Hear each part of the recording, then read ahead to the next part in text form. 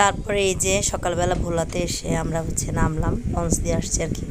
এখনও নামিনি, নামবো আর কি। আর একটু ভিডিও করতেছিলাম, চারপাশের দৃশ্যটা খুব ভালো লাগতেছিল। আর যেহেতু আমি ভোলা 7 বছর থেকে গেছি, এই জন্য ভোলাটা আমার খুবই খুবই প্রিয়। আর এখানেই আমার পড়াশোনা। আসসালামু আলাইকুম, হ্যালো এভরিওয়ান, কেমন আছেন সবাই? আমি আলহামদুলিল্লাহ ভালো আছি, আশা করি আপনারা সবাই ভালো আছেন। তো আমি এই যে ভোলা আমার বোনের বাসায় গেলাম।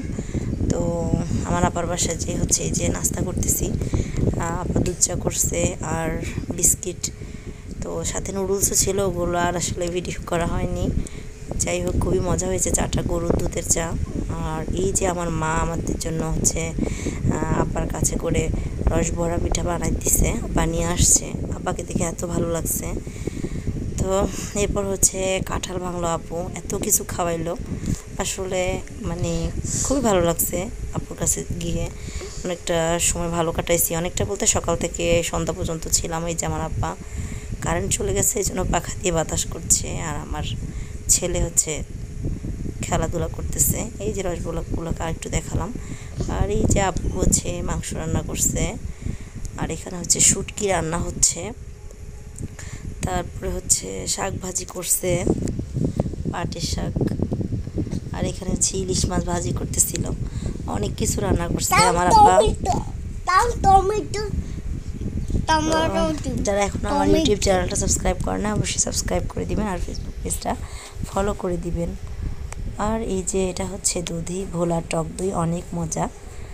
যাই হোক, খাওয়া দাওয়া শেষ করে রাত্রে আমরা লঞ্চে করে চলে আসলাম মনপুরা। এই আমার শ্বশুর বাড়ি। অবশেষে মনপুরা চলে আসলাম।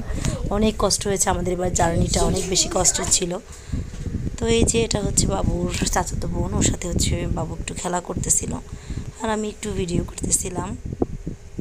তো বিশাল বড় উঠান, উঠানে বাচ্চারা অনেক ভালোভাবে খেলাধুলা করতে পারে, খোলামেলা স্পেস থাকে।